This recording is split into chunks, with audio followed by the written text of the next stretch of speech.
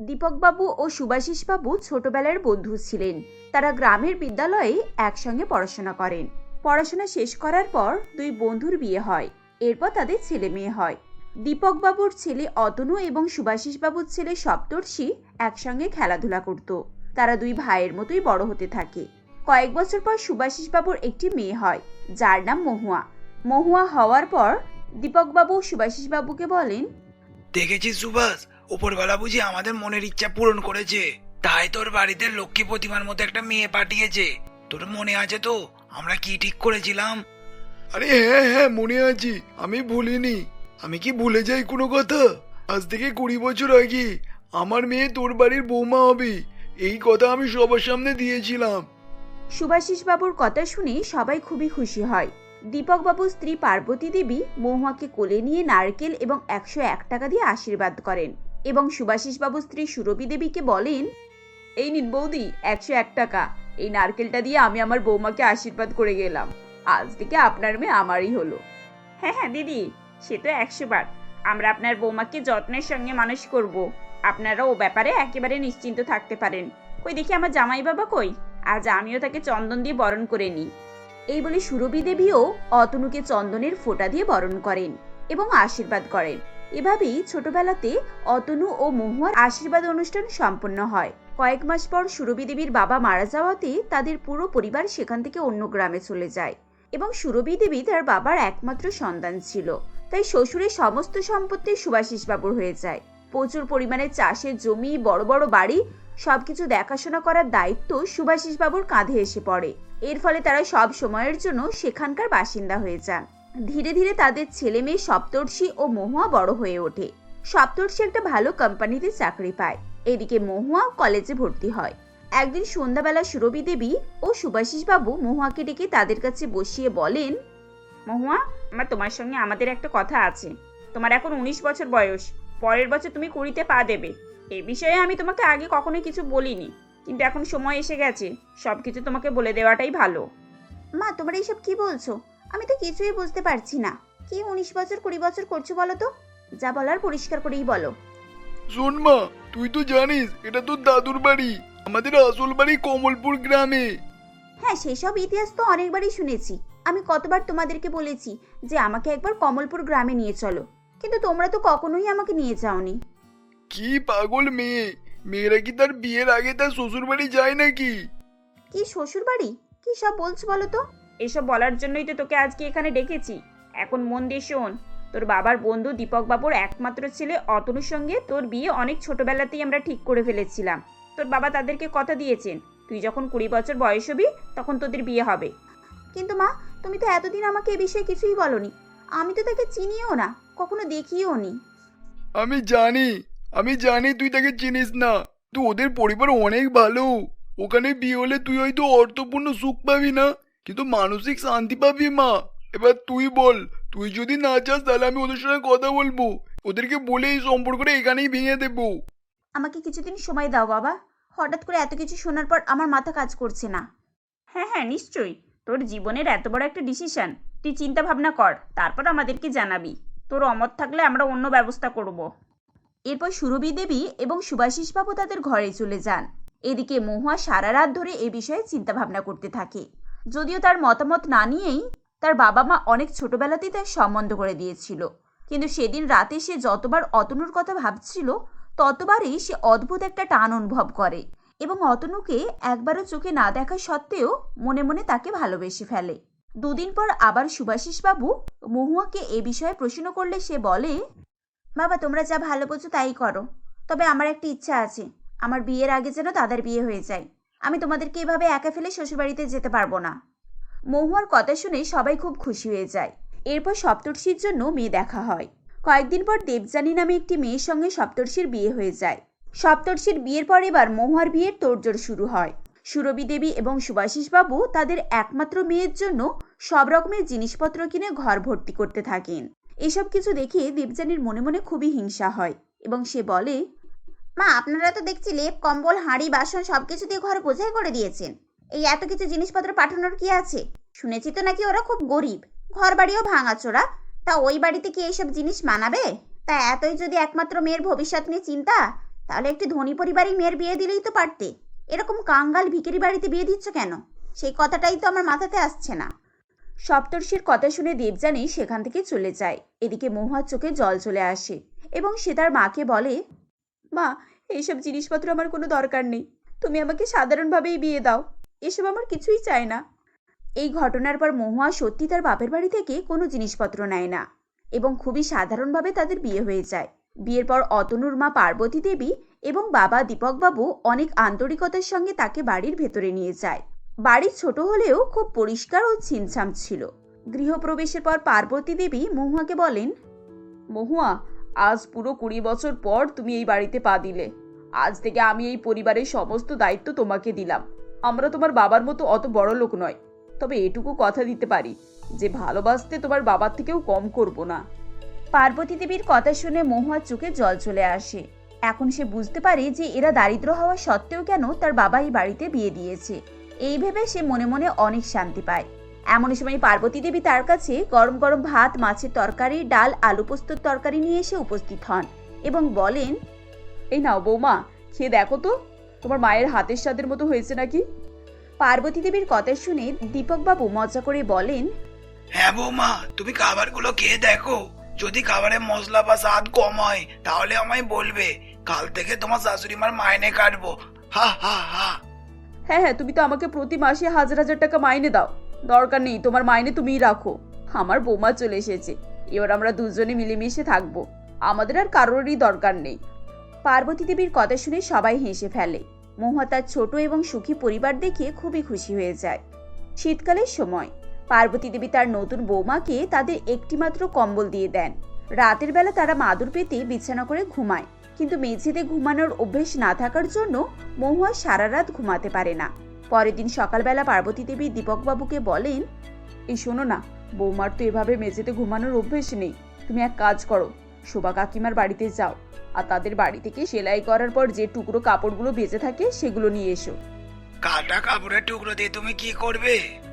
আরে তুমি আনো না, ওটা আমার কাজে লাগবে। এরপর দীপকবাবু শোভা কাকিমাদের বাড়ি থেকে 1 বস্তা কাটা কাপড়ের টুকরো নিয়ে আসে। এদিকে পার্বতী দেবী তার পুরনো শাড়িকে কেটে সেলাই করে তার ভেতরে কাপড়ের টুকরো ভরে দেন এবং একটি তোষকের মতো তৈরি করেন। রাতে সেই তোষক দিয়ে বিছানা তৈরি করেন। মেঝেতে মোটা বিছানা দেখে মহুয়া জিজ্ঞাসা করে, মা, এটা কোথায় ছিল? এটা কার জন্য এখানে বিছিয়েছেন? আজ দুপুরে তুমি ঘুমিয়ে যাওয়ার পর এটা আমি তৈরি করেছি। আর এই বিছানাটা তোমার জন্য। তোমার বাবার বাড়িতে ভালো খাট বিছানায় শুয়ে তোমার অভ্যেস।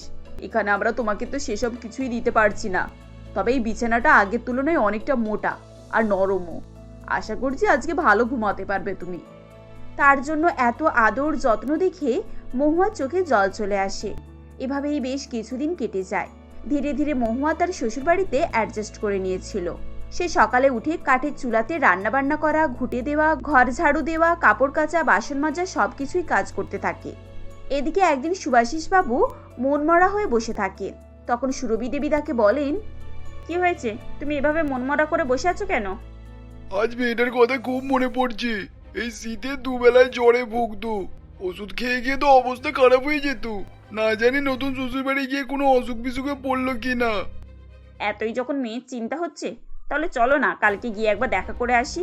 ও যা যা পছন্দ করে সেসব খাবার দাবার সবকিছু নিয়ে একবার বেরিয়ে আসি, চলো। সুরভি দেবীর কথা শুনে সুভাষিসবাবু রাজি হয়ে যান। পরের দিন খাবার দাবার কিনে তারা সবাই মিলে মহুয়াকে দেখতে তার শ্বশুর বাড়িতে যায়। মহুয়া সেই সময় একটি দেওয়ালে ঘুঁটে দিচ্ছিল। এমন সময় একটি বড় গাড়ি তাদের বাড়ির কাছে এসে দাঁড়ায় এবং গাড়ির ভেতর থেকে মহুয়ার বাবা, মা, দাদা, বৌদি সবাই নেমে দাঁড়ায়। মহুয়া সুভাষিসবাবুকে দেখে তার সামনে আসে এবং তাকে জড়িয়ে ধরে। সুভাষিসবাবু এতদিন পর মেয়েকে কাছে পেয়ে খুব খুশি হন এবং বলেন, কেমন আছিস মা? এই শীতে কোনো জ্বর সর্দি হয়নি তো? না বাবা, শীতকাল আমার অভ্যেস হয়ে গেছে, আর আগের মতো কষ্টই হয় না। একটু ঠান্ডা লাগলে মা রসুন তেল গরম করে হাতে পায়ে মালিশ করে দেন। তারপর পরের দিনই সর্দি কাশি সব চলে যায়।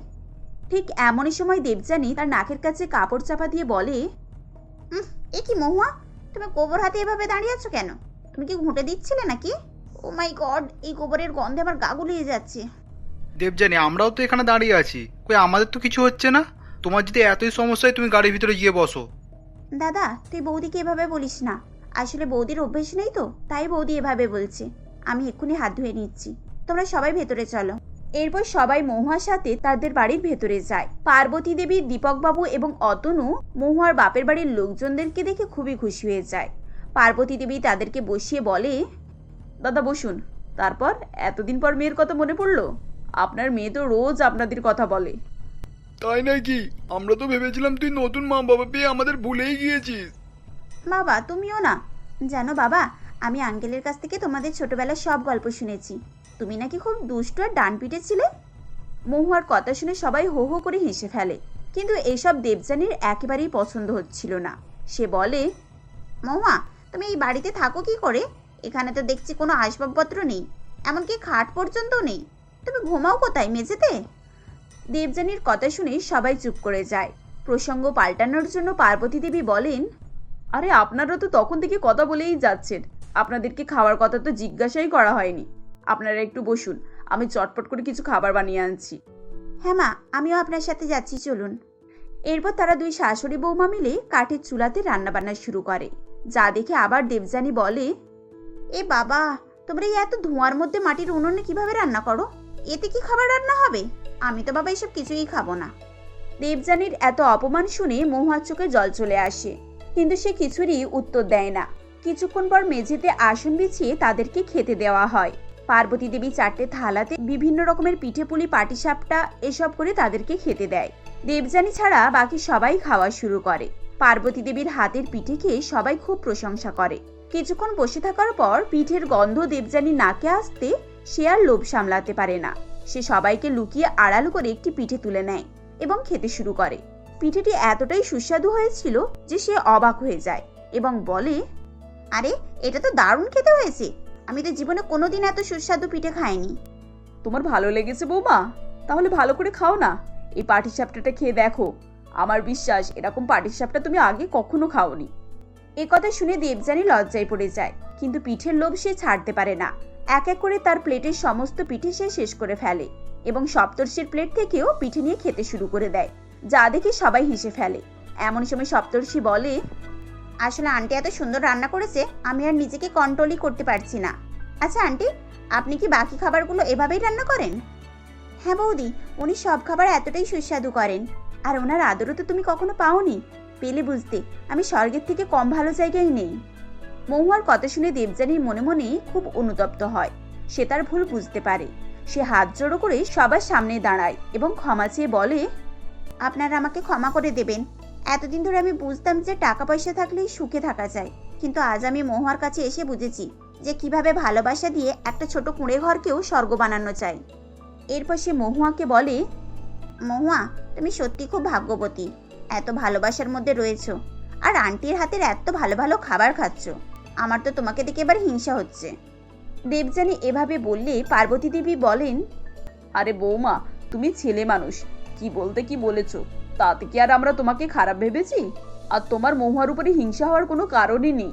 ও যেমন আমার একটা মেয়ে, তুমিও তো আমার আর একটা মেয়ে। তোমার যখন ইচ্ছা তুমি আমার কাছে চলে আসবে, আমি তোমাকে আমার হাতে রান্না করে খাওয়াবো। আন্টি, আমি কিন্তু আজকে বাড়ি ফিরে যাব না। বাবা মারা চলে গেলে যাক, আমি কিন্তু আজ আপনাদের সঙ্গেই থাকবো। কিন্তু বৌদি, তোমার তো মেঝেতে ঘুমানো অভ্যেস নেই, তুমি কি আমাদের সাথে মেঝেতে ঘুমাতে পারবে? আমি সব পারবো, তুমি যখন পারছো তখন আমিও পারবো। আর আজকে আঙ্কেল আর বাবার ছোটবেলার গল্প শুনবো। কি আঙ্কেল, আমাকেও আপনাদের ছোটবেলার গল্প শোনাবেন তো? হ্যাঁ নিশ্চয়ই, তার সঙ্গে আমি তোমাকে অন্য গল্পও শোনাবো। তবে একটা শর্ত, আমার বন্ধু আজ আমাদের বাড়িতে এতদিন পর এসেছে। আজ তোমাদের সকলকে আমাদের সঙ্গে থাকতে হবে। এই গরিব ঘরে কষ্ট সৃষ্ট করে একটা দিন কাটানোই যেতে পারে, কি বলো? এরপর সবাই দীপকবাবুর কথায় রাজি হয়ে যায় এবং তারা সারা সন্ধ্যা বিভিন্ন ধরনের গল্পগুজব করে কাটিয়ে দেয়। রাত্রিবেলা পার্বতী দেবীর হাতে সুস্বাদু খাবার খায়। এভাবেই গরিব মেয়ের বাড়িতে ধনী বাবা মা দাদা বৌদি এসে আনন্দের সঙ্গে দিন কাটিয়ে যায়। নন্দিতা দেবী তার 4 ছেলে সৌমেন, অর্ণব, ঋদ্ধিমান ও রিতেশকে নিয়ে সন্তোষপুর নামক গ্রামে বাস করতেন। নন্দিতা দেবীর ছোট 2 ছেলে বিদেশে চাকরি করত, আর বড় 2 ছেলে গ্রামেই ফ্যাক্টরিতে কাজ করত। নন্দিতা দেবীর স্বামী ঋষিকেশ বাবু 8 বছর আগে হৃদরোগে আক্রান্ত হয়ে মারা যান। তারপর থেকে নন্দিতা দেবী তার ছেলেদেরকে একাই অনেক কষ্ট করে বড় করে তুলেছেন। এমনই একদিন নন্দিতা দেবী মনে মনে ঠিক করেন তার বড় দুই ছেলের বিয়ে দেবেন। তাই তিনি বলেন, সৌমেন, অর্ণব, তোমাদের জন্য পাশের গ্রামে দুই মেয়ে দেখেছি বিয়ে দেব বলে। বড় বউয়ের নাম কাকুলি আর মেজ বউয়ের নাম সঞ্চিতা। আমার দুই বৌমাই ভারী সুন্দর দেখতে। ইচ্ছে করলে তোমরাও দেখে আসতে পারো। আমি তো পাকাপাকি করে ফেলেছি, বিয়ে ওখানেই হবে। পাশের গ্রাম থেকে ঠাকুর মশাই আসে না, উনি সম্বন্ধগুলো নিয়ে এসেছিলেন। ঘরোয়া গরিব মেয়ে, এরকম মেয়েরাই ভালো সংসার করতে পারবে। না মা, আমাদের আর যাওয়ার দরকার নেই। তুমি যখন পছন্দ করেছো, অতি আমাদের পছন্দ। তুমি কি তাছাড়া আমাদের জন্য খারাপ মেয়ে পছন্দ করবে? নিশ্চয়ই দেখতে খুব সুন্দর হবে। দাদা তো ঠিকই বলেছে, তুমি কি আমাদের জন্য খারাপ দেখবে? তুমিই তো নিয়ে ওদের সঙ্গে থাকবে। তুমি তোমার মতো একটা পছন্দ করে নিয়ে আসো, এতে করে আমাদের আর কিছু বলার নেই। যাক বাবা, তোদের কথা শুনে আমার বুকটা ভরে গেল। সামনের মাসে ভালো লগ্ন দেখে বিয়েটা সেরে ফেলি। আর দেরি করেই বা কি হবে? আমি আর একা একা সংসারের এত কাজ করতে পারছি না। এবার তো আমার বয়স হচ্ছে নাকি। ঠিক আছে মা, তুমি যেটাও করবে আমরা তাতেই রাজি। তোমার কথা কি আমরা ফেলতে পারবো? ঠিক আছে মা, তাই করো। তুমি বরং দেখে শুনে বিয়ের দিনক্ষণ সব ঠিক করে আসো, তারপর আমাদের জানাবে, কেননা আমাদেরও তো অফিসে ছুটি নিতে হবে না। এরপর নন্দিতা দেবী ঠাকুর মশাইকে নিয়ে ভালো দিনক্ষণ দেখে একটা বিয়ের তারিখ করে নেয়। তারপর বিয়ের দিন এসে গেলে নন্দিতা দেবীর দুই ছেলে দুই গ্রামের মেয়েকে বিয়ে করে বাড়ি নিয়ে আসে। পরের দিন, আমার বৌমাদের মুখখানা ভারী সুন্দর, নিশ্চয় ব্যবহারও সুন্দর হবে। আমি তো আর খারাপ দেখে আনবো না। আমার চোখ ঠিক মানুষকেই চিনতে পারে। আজ থেকে আমার সংসারের দায়িত্ব তোমাদের দুই বৌমার হাতেই দিলাম। আমি আর কোনো দায়িত্ব নেব না। যা করবে তোমরাই করবে। এত বড় বাড়ি, রান্নাঘর, আমার বড় বড় দুটো গরু আছে, তাদের নাম মুনিয়া ও বল্টু, আর মুরগিও আছে। এসব দায়িত্ব তোমাদেরকেই নিতে হবে কিন্তু। ঠিক আছে মা, আমরা আপনার সংসারের সমস্ত দায়িত্ব নিলাম। আপনি কিছু চিন্তা করবেন না। আপনি শুধু আমাদেরকে নির্দেশ করবেন, আর আমরা আপনার নির্দেশ মতোই কাজ করব। আমি বাপু ওইসব নির্দেশ করতে পারবো না। যা করবে তোমরাই করবে। আমি আজ থেকে নিশ্চিন্তে খাবো আর ঘুমাবো। ঠিক আছে মা, আপনি একদম চিন্তা করবেন না। আপনি নিশ্চিন্তে থাকুন। আমি আর দিদি মিলে আপনার পুরো সংসারটাকে গুছিয়ে আমাদের মতো করে নেব। আর আপনার বাকি দুই ছেলেরও দায়িত্ব নিয়ে নেব, কারণ আমরা তো তার বৌদি হই, তাই না? ঠিক আছে, তাই হবে। তা আজকে তোমরা কি রান্না বান্না করবে? নিজেরা ঠিক করে নাও তাড়াতাড়ি, কারণ আমার ছেলেদের আবার কাজে যাওয়ার সময় হয়ে গেছে। যা করবে চটপট করে করে টেবিলে সাজিয়ে দাও। ছেলেরা এখনই রেডি হয়ে চলে আসবে। তারপর শাশুড়ির কথা মতো কাকুলি ও সঞ্চিতা চটপট সকালের ব্রেকফাস্ট বানিয়ে টেবিলে রেডি করে ফেলে। তাদের স্বামী ও দুই দেওর একসঙ্গে খাওয়া দাওয়া করে অফিসের পথে রওনা দেয়। তারপর সারাদিন দুজনে সমস্ত কাজ কমপ্লিট করে। এমনই সময় কাকুলি বলে, সারাদিনে সমস্ত কি যে কাজ করলাম কিছুই তো বুঝতে পারলাম না। আমাদের বাড়িতে মশলা বাটতে হতো, কাপড়ে সোডা দিয়ে কাচতে হতো, ঘর নাতা দিতে হতো। এখানে তো সব চটপট হয়ে যাচ্ছে। হ্যাঁ গো দিদি, মশলা তো এই শহরেই মেশিনেই বাটা হয়ে যাচ্ছে। কাপড় তো ওই যে একটা বক্সের মতো মেশিন, ওতে দিলেই তো আপনা আপনি কাঁচা হয়ে যাচ্ছে। আর এ তো সব পাথরের ঘর, মাটি তো কিছুই নেই। ঝাড়ু দিয়ে লাঠি দিয়ে মোছা হয়ে যাচ্ছে, কোনো সমস্যাই নেই। আসলে নন্দিতা দেবী গ্রামের মধ্যে বাস করলেও খুবই নামি দামি পরিবারের মানুষ ছিলেন। ছেলেরা সমস্ত কিছু উন্নত মানের জিনিসপত্র ঘরে এনে রেখে দিয়েছিল, যাতে করে একা মায়ের কোনো কষ্ট না হয়। মায়ের সব সুবিধাই করে দিয়েছে ছেলেরা। তাই কাকলি ও সঞ্চিতা আগে কখনোই এই জিনিস দেখেনি বলে শ্বশুরবাড়িতে এসে অবাক হয়ে যাচ্ছে। এসব কি ধরনের জিনিস, শুধু সুইচ টিপলেই সব হয়ে যায়। এই সঞ্চিতা, এবার চল, মুনিয়ার বল্টুকে কিছু খাবার দিয়ে আসতে হবে। হ্যাঁ দিদি, এবার দুধ দুইবার সময় হয়ে গেছে, চলো যাওয়া যাক দেখি। দুই বৌদির একজন গরুকে খাওয়াচ্ছে আর একজন দুধ দুইছে দেখে ছোট দুই ঠাকুরপো ঋদ্ধিমান এবং রিতেশ এসে এই সুযোগে বলে, বৌদি, তোমাদের দেখছি তো দুজনে প্রচুর খাটনি হচ্ছে, তাই জন্য আমি ভাবছি কি তোমাদের দুজনের জন্য দুটো কাজের মেয়ে নিয়ে আসবো। এই কি ঠাকুরপো, আমাদের জন্য আবার কাজের লোক নিয়ে আসতে যাবে কেন? আমরা তো দুজনেই সব কাজ করে ফেলছি। সে কি কথা, শহরের মেয়ে যদি বউ হয় তাহলে কি তারা আর কাজ করবে? সেটা ঠিক কথা, তাই বলে কি ঠাকুরপোরা তাদের পছন্দ মতো মেয়েদেরকে বিয়ে করতে পারবে না? আর আমরা বৌদি হয়ে এটুকু সাহায্য তো করতেই পারি, তাই না? তারপর তারা তাদের শাশুড়ির কাছে যায় এবং দুই ঠাকুরপোর কথা বললে শাশুড়ি রাজি হয়ে যায়। এরপর ঋদ্ধিমান ও রিতেশের দিনক্ষণ ঠিক করে দুই শহরের মেয়ে ঈশিকা ও পল্লবীর সঙ্গে বিয়ে হয়ে যায়। তারপর বাড়িতে বউ আসলে বরণ করতে যায়। কাকুলি বলে, তোমরা এই আলতা থালাতে পা ডুবিয়ে আস্তে আস্তে কাপড়ের উপরে পা দিয়ে হেঁটে হেঁটে ঘরে আসো। হোয়াট? আমি কত টাকা পার্লারে খরচ করে ম্যানিকিওর করেছি তুমি জানো? এই আলতায় পা ডোবালে আমার পা পুরো লাল হয়ে যাবে, আর আমি সেটা কখনোই করব না। সে কি বৌমা, নতুন বউ ঘরে ঢুকলে আলতা পায়েই ঘরে ঢুকতে হয়, আর এটাই নিয়ম। এই না না না, আমি এইসব করতে পারবো না। আমি মেডিকিওর করেছি, আমার স্কিনে প্রবলেম হয়ে যাবে। এসব ওল্ড ফ্যাশন আপনারা ছাড়ুন তো। তারা কারোর কথা না শুনে নিজেরাই তাদের হাজবেন্ডের হাত ধরে ঘরে ঢুকে পড়ে। রাগে লাল হয়ে যায়। তখন সঞ্চিতা বুঝতে পেরে তার শাশুড়িকে বোঝায়, মা, আপনি রাগ করবেন না, আপনার শরীর খারাপ হবে। ওরা শহরের মেয়ে তো, আমাদের গ্রামের রীতিনীতি এখনো বুঝতে পারছে না, আস্তে আস্তে সব বুঝে যাবে। আপনি এখন বিশ্রাম করুন, অনেক রাত হয়ে গেছে। কিছুদিন পর, good morning everyone. Good morning শাশুড়ি মা। এই যে আমার ব্রেকফাস্ট কোথায়? আমি সকালে উঠে ব্ল্যাক কফি খাই, 1 কাপ ব্ল্যাক কফি করে দাও তো। আমিও সকালে গ্রিন টি খাই। এসব খাবার আমি খাই না। এসব কি দিয়ে বানানো কে জানে? পরোটা তরকারি খেলে শরীরে ফ্যাট হয়ে যাবে, এসব আমি খাবো না। নন্দিতা দেবী শহরের বৌমাদের একদমই পছন্দ করেন না। তাদের খাওয়া দাওয়া, নিয়ম কানুন সবকিছুই আলাদা, এবং পোশাক আশাকও ভালো নয়। ছোট ছোট ড্রেস, শর্ট শর্ট ব্লাউজ, এসব নন্দিতা দেবী একেবারেই পছন্দ করেন না। আর তার দুই গ্রামের বৌমাকে দেখে ঈশিকা এবং পল্লবী অবাক হয়ে যায়। এভাবেই কিছুদিন পর, শাশুড়ি মা, আমি আর পল্লবী প্রেগনেন্ট। আপনি তাড়াতাড়ি গ্র্যান্ড মা হতে চলেছেন। হ্যাঁ মা, ঈশিকা ঠিক কথাই বলেছে, আমরা প্রেগনেন্ট। মা, আমি আর সঞ্চিতাও মা হতে চলেছি। খুব শীঘ্রই আপনি ঠাকুমা হবেন। আরে একসঙ্গে 4-4টে খুশির খবর! আমি তো আর নিজেকে সামলাতেই পারছি না। আমি আজ খুব খুশি যে আমার 4 বৌমাই মা হতে চলেছে। এরপর মাসের পর মাস যেতে থাকে।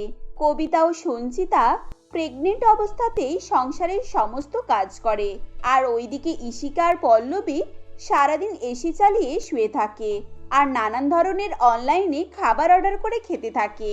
এমনই একদিন নন্দিতা দেবী বলেন, ঈশিকা, পল্লবী, তোমরাও তো কাকুলি আর সঞ্চিতার সাথে কিছু কিছু কাজ করতে পারো। তাতে তোমাদের না হলেও তোমাদের বাচ্চাদের ভালো হবে। বাচ্চারা হেলদি, সুস্থ থাকবে। কি? এ আপনি কি বলছেন? আমরা প্রেগনেন্ট, ওকে? প্রেগনেন্ট অবস্থায় আমরা এই গাইয়া মূর্খদের মতো কাজ করতে পারবো না। ইম্পসিবল। এতে আমাদের প্রেগনেন্সির ক্ষতি হতে পারে। এই অবস্থায় যতটা বেড রেস্টে থাকবে ততটাই ভালো। আমাদেরকে নিয়ে আপনাকে অত ভাবতে হবে না। আমরা একটা এক্সারসাইজ মেশিনের অর্ডার দিয়েছি। কাল থেকেই আমরা এক্সারসাইজ করব। আমাদের শরীর ফিট থাকবে। যত সব অশিক্ষিত মূর্খের দল। পল্লবী ও ঈশিতা শাশুড়ির কথা অবাধ্য করে দুজনে ঘরে চলে যায়। তারপর 7 মাস হতে না হতেই নন্দিতা দেবী তার 4 বৌমাকে নিয়ে হসপিটালে চেকআপের জন্য যায়।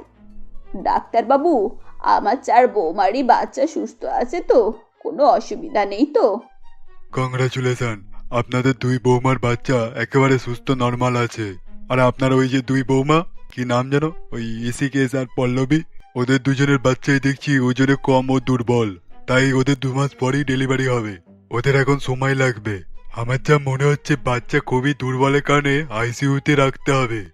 ডাক্তারের কথা শুনে পল্লবী ও ঈশিকা বাড়িতে এসে চিন্তায় অস্থির হয়ে যায় এবং কান্নাকাটি করতে থাকে। আমাদের হাজবেন্ডরা আমাদের বাচ্চাদের মুখ দেখার জন্য অপেক্ষায় আছে। এখন যদি তারা এইসব কথা শুনে খুবই কষ্ট পাবে। কি করব কিছুই বুঝে উঠতে পারছি না। সব ভুলে আমাদেরই। আমরা যদি শাশুড়ি মায়ের কথা শুনতাম আর যদি ওদের দুজনের মধ্যে পরিশ্রম করতাম, তাহলে হয়তো আমাদের বাচ্চা সুস্থ হতো। এখন আর কি করার আছে আমাদের? আমার তো মাথায় কিছু কাজ করছে না। এই বলে তারা দুজনে কান্নাকাটি করতে থাকে।